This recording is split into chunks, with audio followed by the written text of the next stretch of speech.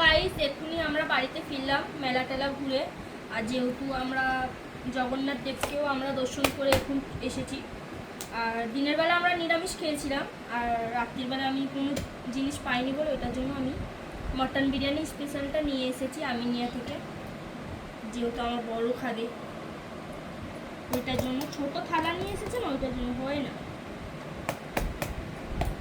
ওই গেছিল আনতে, আমি জানি না, বসেই ছিলাম। আমার মেয়ের খেলনাগুলো দেখাইনি, দেখাবো। ও সব বের করে করে আগে থেকে রেখে দিয়েছে, আজকে দেখাবো।